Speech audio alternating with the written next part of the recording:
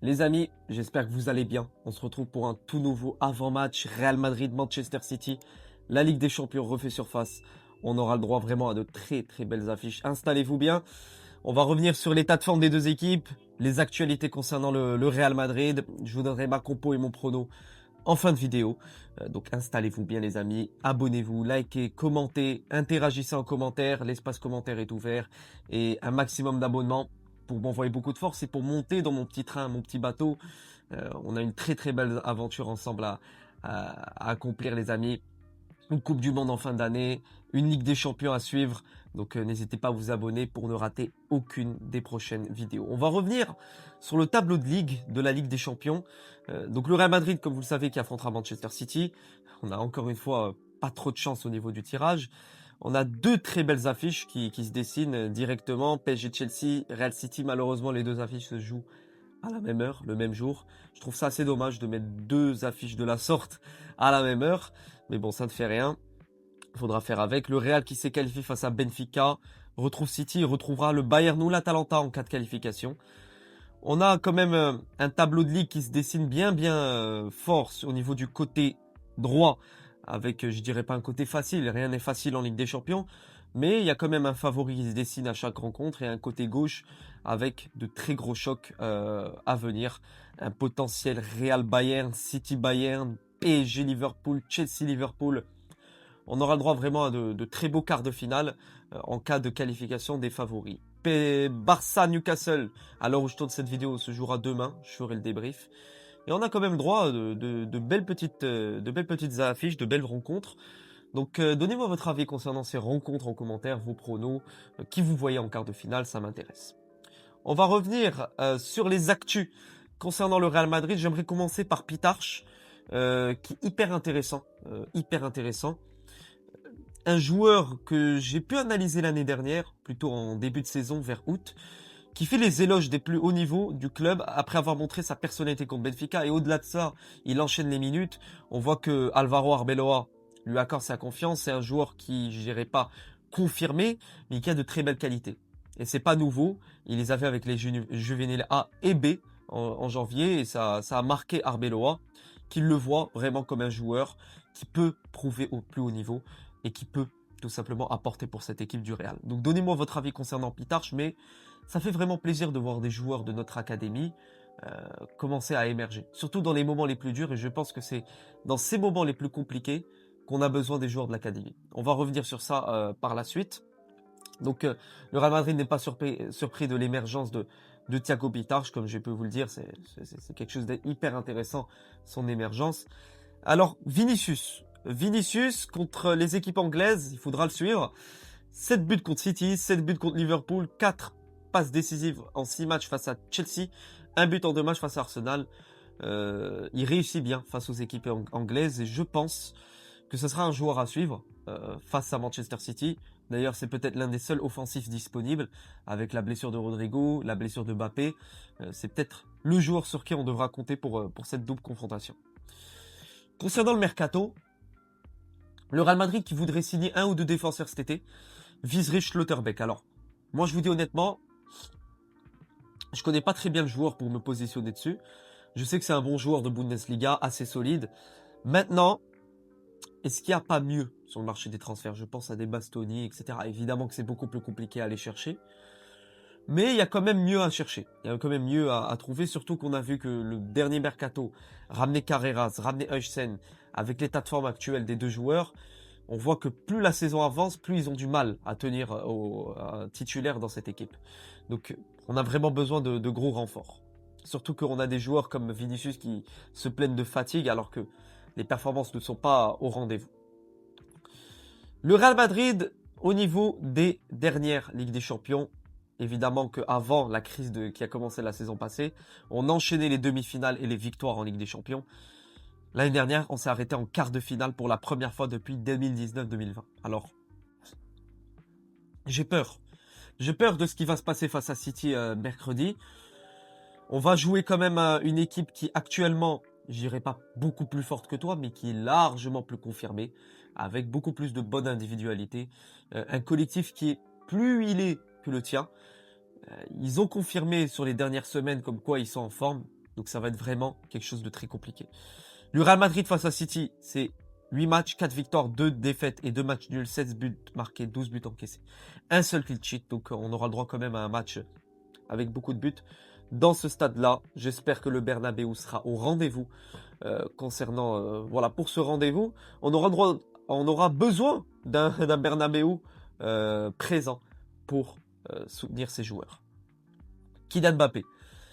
Sa blessure, alors je dirais pas qu'elle est plus grave que prévu, mais il devrait être absent pour un petit moment. Surtout que, on l'a remarqué, les joueurs veulent se préserver pour la Coupe du Monde. Veulent se préserver. Alors c'est tout à fait normal qu'ils veulent se préserver. Maintenant, je pense qu'il doit se reposer. C'est un joueur qui joue beaucoup trop. Quand je vois qu'au mois de décembre, il était même titulaire face à Talavera, il faudrait se poser les bonnes questions et le faire reposer un maximum parce que tu as besoin de ce genre de joueurs dans ces moments marquants de la saison. Et c'est pas maintenant que tu devrais les perdre, sinon ça sert à rien de les faire jouer contre des Talavera, Albacete ou j'en passe. Tu peux t'en passer contre ce genre d'équipe. Alors les joueurs, en cas de carton jaune qui devrait être absent pour le match retour, on a Vinicius. J'espère qu'il ne sera pas absent pour le match retour. Tchouaméni, Hysén Carreras. Et Savigno et Nico Aurélie côté City. On a plus de joueurs susceptibles d'être suspendus que Manchester City. Ça aussi, ça rajoutera une petite pression pour ces joueurs-là. Gonzalo qui devrait être titulaire face à City. Camavinga serait prêt à être titulaire. Néanmoins, j'ai vu comme quoi, d'après les dernières infos, alors où est la dernière info, comme quoi il devrait être, voilà. Eduardo Camavinga et Alvaro Carreras devraient commencer sur le banc. Mendy et Pitar titulaire. Mendy que j'ai trouvé très très très bon face au Celta Vigo. Ça fait vraiment plaisir de retrouver un Mendy en forme. J'espère qu'il pourra reconfirmer s'il est de nouveau titulaire face à City. Il apporte cet aspect défensif que Carreras a, mais pas forcément autant que Ferland Mendy. Mendy, quand il est vraiment solide, il t'apporte vraiment défensivement et ça, c'est un très bon atout pour cette équipe.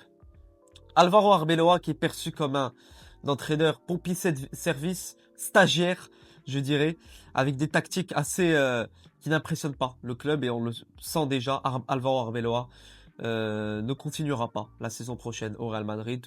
C'est la tendance actuelle. Je dis que c'est un entraîneur actuellement qui est au Real Madrid par opportunité. Il est au bon endroit au bon moment. Néanmoins, c'est pas l'entraîneur qui va vraiment t'apporter une révolution au club. Voilà, on va pas se mentir, c'est pas l'entraîneur qui va révolutionner une équipe. Il va essayer de concocter quelque chose à court terme pour tenir le coup, mais pas vraiment sur un projet à long terme. Le bilan du Real Madrid contre City, comme je vous l'ai dit, il est là. 5 victoires, 5 nuls, 5 défaites. Si vous vous rappelez de ce moment, de cette frappe de Valverde en quart de finale, aller de Ligue des Champions qui s'est soldée sur un 3 partout. J'espère qu'on aura droit à un bon Valverde. J'espère que Valverde sera en forme parce que ces derniers temps, il est très très bon. Il est plus en mode passeur, serviteur du collectif. Et j'hésiterai pas à dire comme quoi il sera encore une fois passeur face à City. Donc voilà concernant les infos. On va passer directement à l'état de forme des deux équipes. Je vais commencer par le Real Madrid. En Liga, on est à 4 points d'écart du Barça. On peut d'ores et déjà oublier la Liga. Je pense que le Real Madrid fera un petit all-in sur la Ligue des Champions au vu de l'état de forme actuel du club en championnat. Au niveau des derniers matchs, alors, si je fais un petit topo au niveau des derniers matchs, victoire face au Vigo. Néanmoins, tu as perdu 2 fois de manière consécutive en Liga. Tu as perdu 6 points d'affilée en Liga. L'état de forme du Real Madrid est assez aléatoire. Hein. On est sur des matchs nuls, des défaites, et reprendre avec des petites victoires à l'extérieur. On est vraiment sur des montagnes russes, inconstance totale. Et ce match face à City sera vraiment primordial pour la saison du Real Madrid. C'est peut-être le seul gros objectif qui reste pour le Real. Manchester City revient très très bien en Première Ligue. Jouera West Ham pour recoller à 4 points d'Arsenal. Sur les derniers matchs de Manchester City, alors si on fait un petit point des derniers matchs de City, ils sont sur un meilleur état de forme que le tien. Victoire 3 face à Newcastle, ils enchaînent les victoires et des matchs sans défaite. Depuis Bodo Glimt, donc depuis le 20 janvier, ils enchaînent les matchs sans défaite. Des bons matchs face à Liverpool, face à Newcastle, face à Tottenham, face à la Galatasaray. Attention, c'est une équipe qui est beaucoup plus en forme que toi. Il faudra vraiment, vraiment, vraiment faire gaffe.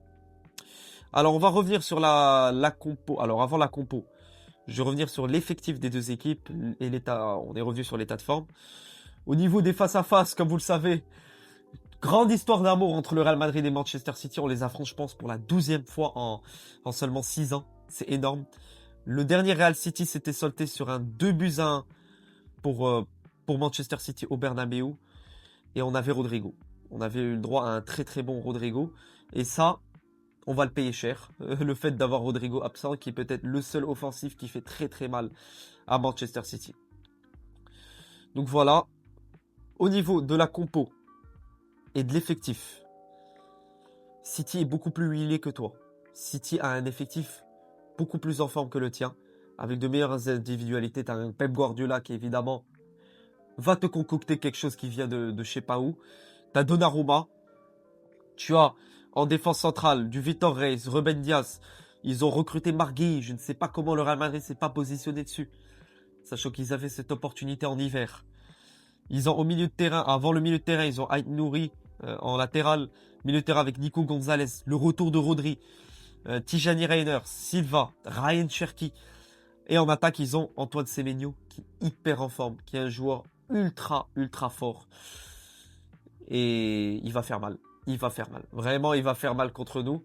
Surtout que notre défense n'est vraiment pas en forme. Tu as du Rudiger, tu as du Asensio. Tu as aucun réel joueur qui peut porter une attaque. Haaland, Marmouche, Semenyo, Doku. Doku qui va être sur le couloir d'Arnold. J'ai très peur. J'ai très très peur.